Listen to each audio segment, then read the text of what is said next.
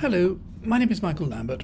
Now, like me, you have probably this week been celebrating the glorious day just 7 years ago when we voted to, we voted to set out on the road to ruin, to become poorer and more miserable and more divided, and where we voted to erect massive trade barriers, almost insurmountable barriers to business with with the European Union, the biggest, richest and most successful market in the world, and where we voted to reduce our influence in the world and our reputation in the world, in fact to become a worldwide laughingstock.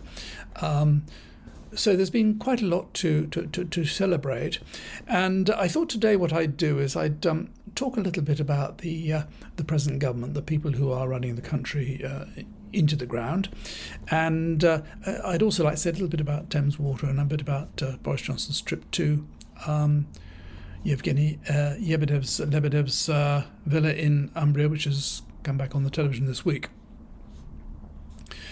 Now, Rishi Robot, who I'm beginning to think is actually a robot. I know he's very keen on AI. I have a feeling he's just programmed because the way he answers questions, the way he repeats himself.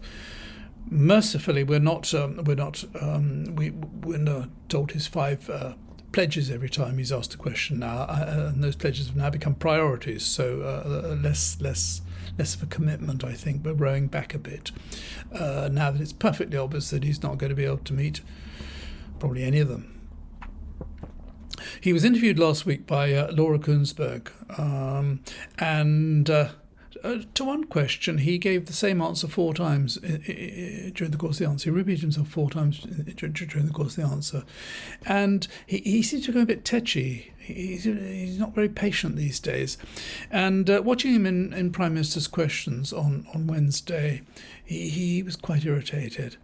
And I think looking at his face, looking at his expression, he knows the game's up. He knows there's no way he's going to be a success as Prime Minister. He knows he's going to go down as a failure. He knows that there is no way you're going to turn this economy around right now. And every week we're confronted with more bad news.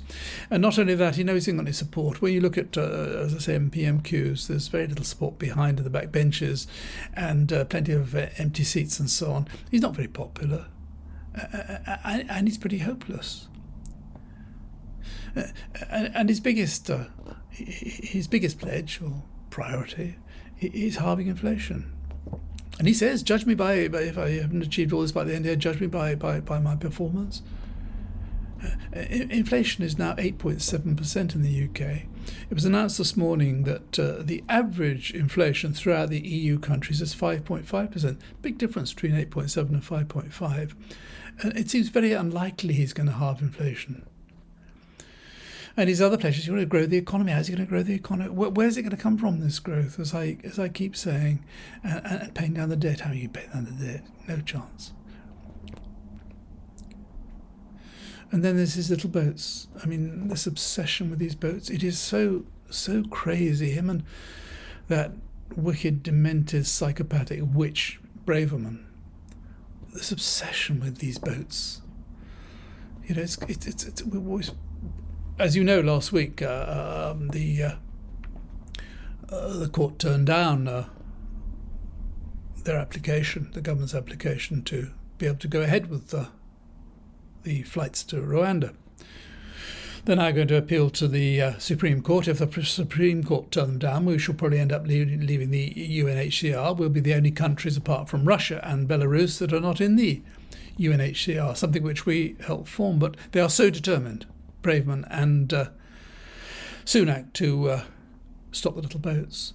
And the futility of it is this, that the idea is that you deter people from coming to the UK by being able to send them to the middle of Africa and dump them there. Now, there are 170,000 people waiting for asylum decisions, and they're in sort of various types of prisons and things. We've got the prison ships coming very soon. But anyway, they're all penned up, waiting. And there are about 40,000 a year. It seems likely to cross this year. So it's over 200,000. And of those, the Rwandans have said they can take 100.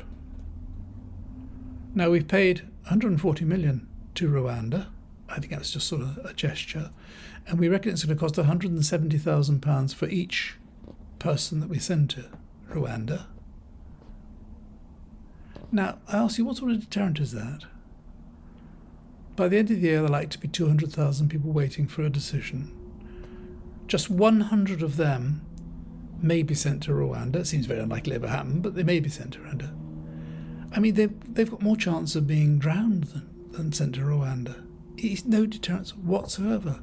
It's just the obsession of this psychopath, this mad woman, and Rishi Robot's desperate attempt to do something where he can say, "Look, I've solved a problem, or I'm making progress," because he thinks that's what the Red will want to hear.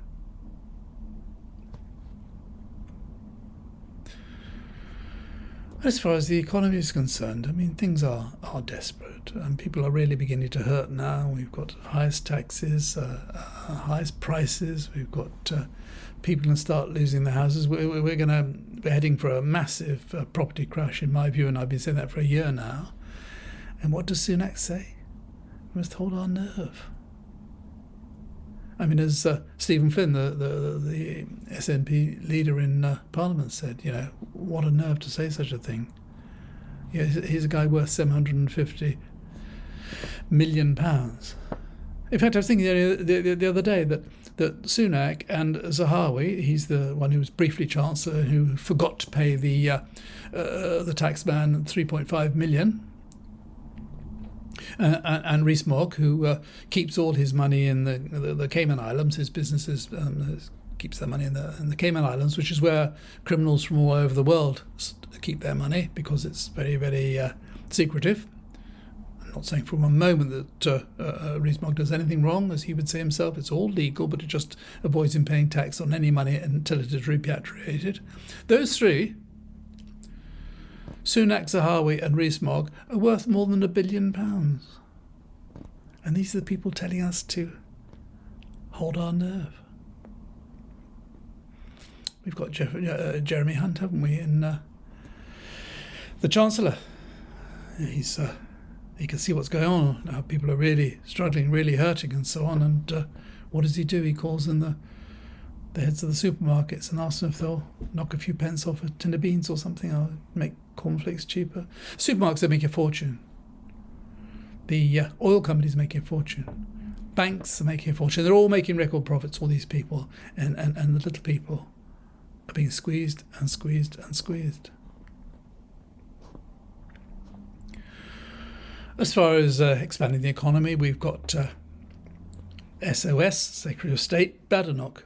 She's in charge of building our new export wonderful world of exports all over the world. CPTPP is what she's very, very keen on.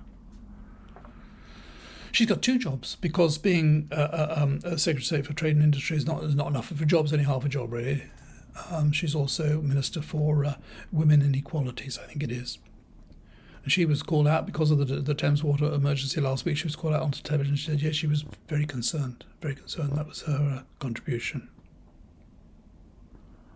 She says that all the problems we're facing have nothing to do with Brexit.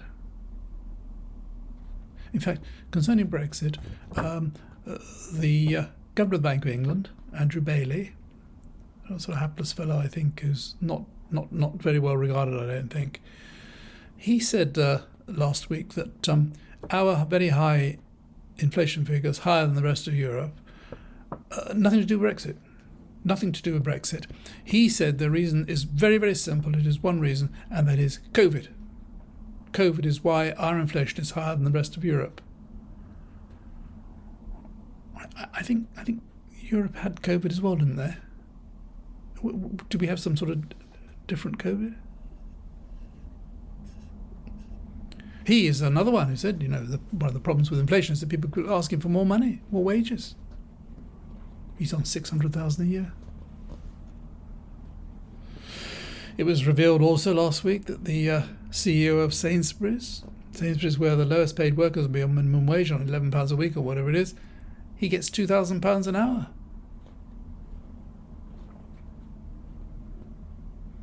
Look at SOS. Secretary of State Barclay, NHS, absolutely falling to pieces. Desperate. People leaving, doctors leaving, nurses leaving, off to Canada, off to Australia, off to wherever. What's the response? Well, we're going to train our own now. We're going to train our own. 7 years to train a doctor.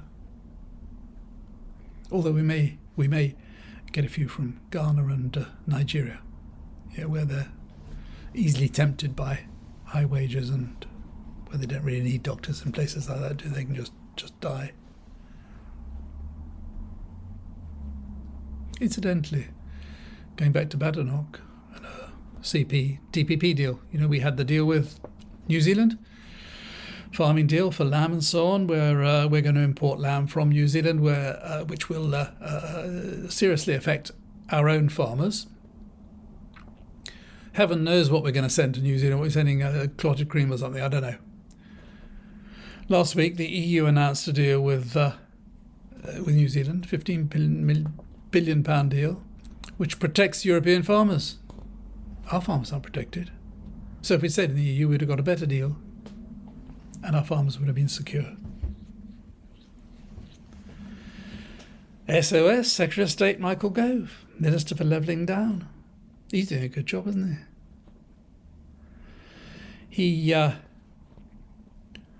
He gave a Levelling Up grant short while ago of £150,000 to what's known as an entertainment facility in Hastings. It's owned by a lady called Lyubov Chernukin. She happens to be the wife of one of these oligarchs, a Russian billionaire. He gave £2 million to the Conservatives. He's in charge of the Teesside Freeport, where for £100, two men were able to buy £100 million worth of assets. Where the security guard, one of the son of one of the guys involved, was sentenced to 11 years for drug smuggling. And here we've got a Freeports, which, as I said before, are notorious for smuggling. We've got SOS Coffee, haven't we? Therese Coffee, the woman who told us we should be eating turnips if we're hungry. This is the beer swilling, cigar smoking Lancashire girl with all the French accents all over her Christian name to make her sound posh. Now, when the Thames Water story broke last week, this is a story which involves the water supply to 15 million households in the southeast, including the whole of London. It wasn't important enough for her to go along to Parliament. No. She had more important things to do, I'm sure. So she sent along her one of her junior ministers, a lady called Rebecca Pow. I'd never seen her before, never heard of her. Very insignificant little woman. And she came to give a statement about this crisis. And she started off as follows. She said, "Water is what makes life possible on this planet." You see, you live and learn. I never knew that.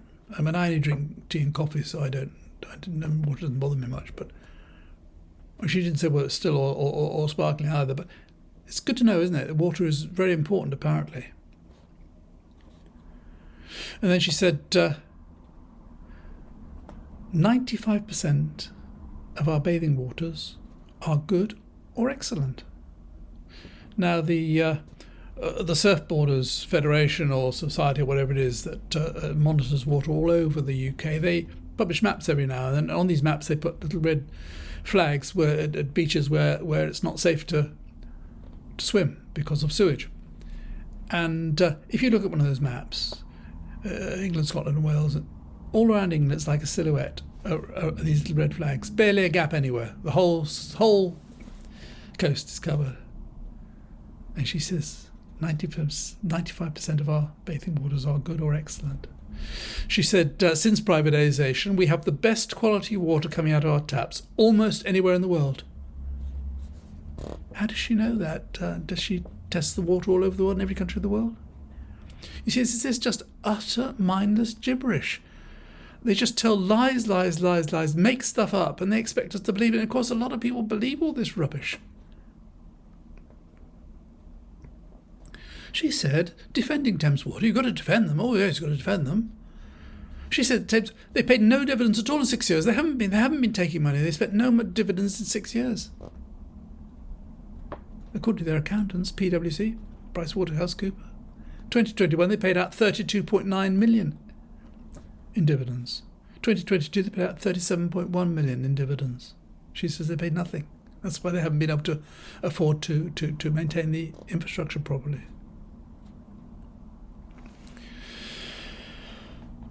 This business with the water, Thames Water.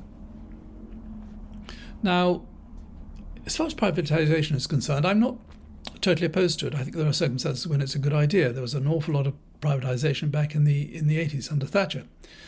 And I think things, for example, like British Airways and British Telecom, where there was intense competition in the market, it was absolutely sensible to privatise them.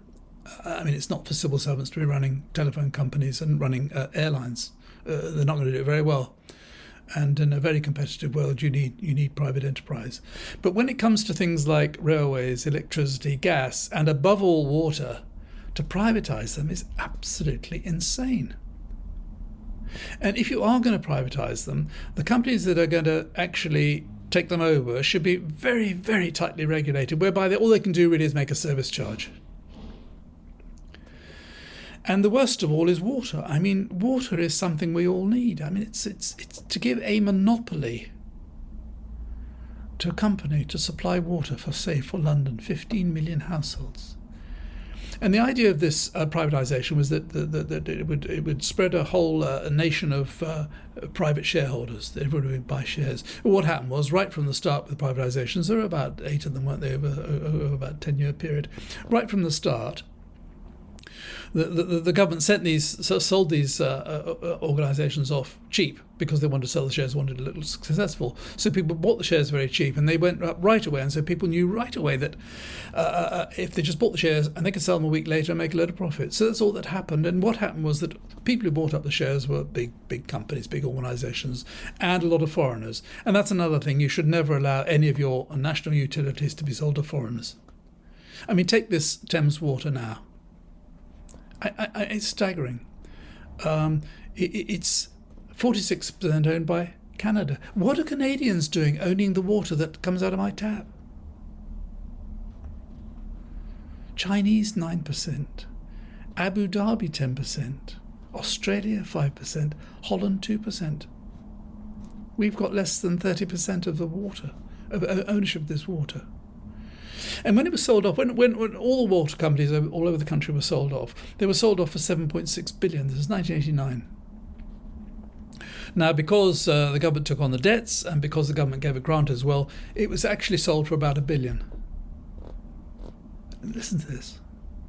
Since 1989, the water companies have borrowed 55 billion against the assets, obviously, and the income, and they have paid out in dividends £72 billion. And because of the state of the infrastructure, the poor maintenance, we're tipping sewage in the seas and the rivers and the lakes. Even in the Lake Districts, they're tipping sewage in the lakes. Because private owners in Canada or in Abu Dhabi or in China don't care. Why should they care? And we've got a regulator that's absolutely useless. This is all down to the government. It is a massive, massive disgrace.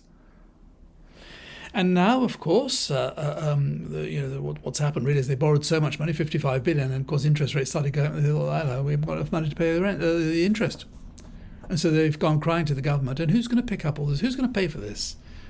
They've already told us that to bring the infrastructure up to date, to repair it all, we'll have to pay for. And who's going to pay for all the other expenses? We are. It's outrageous. It's a scandal. Now, I did just want to say something about Boris Johnson's visit to Lebedev's house in Umbria. It was a few years ago when he was Foreign Secretary. This came up on the television in a programme on Dispatches this week. And the story broke some time ago, because I remember doing a video and mentioning it quite a long time ago. But what actually happened was this. He was Foreign Secretary and he went to a NATO meeting in Brussels. And as Foreign Secretary, he would always have had at least 2 security guards, and they would have been with him then. Now, after the meeting, he dumped his guards, told them to go home, and flew down to Lebedev's villa down in Umbria, where he spent the weekend partying. Now, Evgeny Lebedev, who owns the Evening Standard and has a big share of the Independent newspaper, he had somehow become a big friend of Johnson. But at this party, at this meeting, was also Evgeny Lebedev's father, Alexander. Now, Alexander Lebedev had been a senior KGB officer and was a friend of Putin. Now, I just put this to you, it just seems so absolutely obvious. Johnson goes down to this house. He spends the weekend there having a good time. Turns out that he's at the airport on his own on the Monday morning, all looking dishevelled and telling people he's had a hard weekend and so on.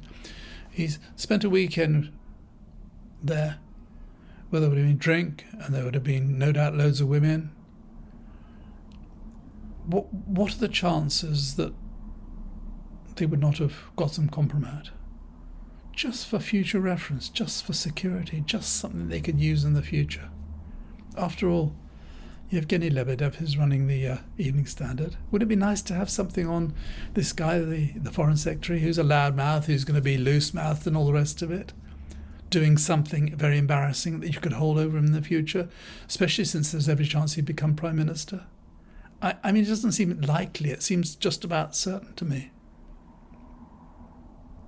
I mean, it is beyond belief that he would have been allowed to do that. But of course, it's just Boris, isn't it?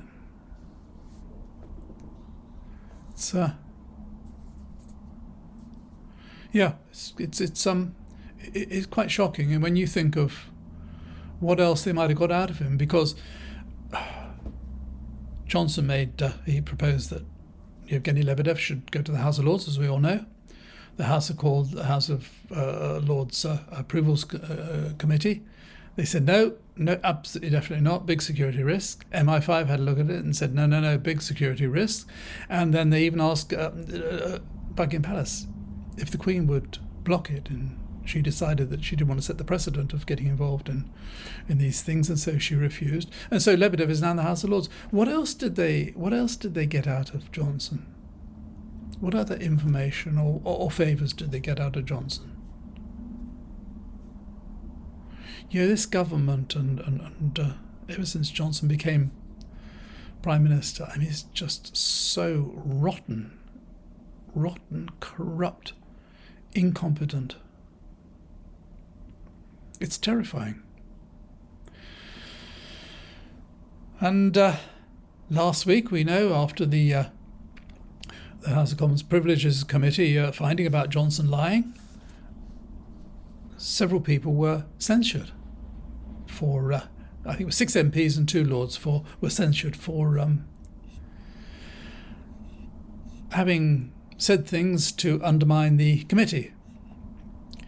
And of those essentially, I'll tell you who there was. There was Nadine Dorries, who's completely mad, a woman who's going round and round and round, wetting her knickers about how terrible it is that she should not be put in the House of Lords. A woman who's utterly incompetent, was a lousy culture secretary, clueless, and she's in some sort of hissy fit because she's not being put in the House of Lords and refuses to resign. There was Rees-Mogg, who was knighted by Johnson because for whatever reason, but he also criticised the committee in order to support Johnson. There was Dame Priti Patel. She was she also got in on this criticising committee to help Johnson. There was Brendan Clark-Smith. I don't know if you've come across this man. This man he's very much in the same mould as Lee Taylor and Jonathan Gullis, a complete and utter thicko, a real thicko. a guy who loves being on the television. He's one of those who's always, you get periods when every time there's an interview about anything, there's always the same one or two or three people. It used to be Peter Bone at one time, and now it's this clown, Brenton Goldsmith. He's also been censured. Andrew Jenkins, completely as mad as a hatter, and Wiggy Fabricant. Sir Michael Fabricant. He also criticised the committee in order to support Johnson. So three of the people who undermined the committee and tried to discredit the committee were all people who'd been honoured by Johnson. As far as the Lords are concerned, there were two. One was Lord Cruddas. He's a guy who Johnson put up for the House of Lords. Again, the HOLAC, the House of Lords Approvals Committee, they said he was totally unsuitable, but Johnson overruled them. So he got into the House of Lords. And a matter of a couple of weeks after he got in, maybe it was coincidence, he gave £500,000 to the Conservative Party. The other one who criticised the committee in order to support Johnson was Zach Goldsmith. He's the guy who's got the house that Johnson sometimes goes to on holiday, and the big mates and so on. I don't know he was put in the House of Lords for, I think, for being Johnson's friend probably. But he was also some sort of minor minister in the anti-climate thing, because he's big on the environment, always has been. Anyway, he resigned today, and he said in his letter to Sunak, he said the following. He said, "The UK has visibly stepped off the world stage and withdrawn our leadership on climate and nature." Now, this is in the light of the fact that at COP26 we were on about how important we were in combating global warming, but since then we've opened a new coal mine, and we're giving new licenses to further oil exploration, and we're expanding airports and so on. And then he says to Goldsmith, "Only last week you seemingly chose to attend a party of a media baron rather than attend a critically important environmental summit in Paris that ordinarily the UK would have co-led." Now this is Rupert Murdoch's annual summer party, and this is where the government, the Prime Minister, leader of the opposition, if they're invited, they all go along and they all bow to Rupert Murdoch. And they all hope he's going to smile at them, hope he'll be nice to them, and they say nice things to him. Sunak was there with his wife, and so was Starmer was there with his wife, and half the cabinet, the shadow cabinet. They all go along and they hope that Rupert Murdoch will be nice to them, because Rupert Murdoch is one of the people who decide who our next government is, alongside people like Lord Rothermere and so on. And you have to think, what sort of rotten system is it, where the Prime Minister, leader of opposition, are kowtowing to an Australian-American press baron who lives in New York, and are terrified of another press baron who's got French nationality. Neither of them pays a penny tax. Murdoch doesn't pay tax in the UK. Rothermere doesn't pay tax in the UK. I don't know. It seems to me it's time for a really massive shake-up. I mean, things are really rotten in the state of the United Kingdom. Anyhow, something to think about. If you've watched this far, thank you very much indeed, as always. And well, until next week, bye for now.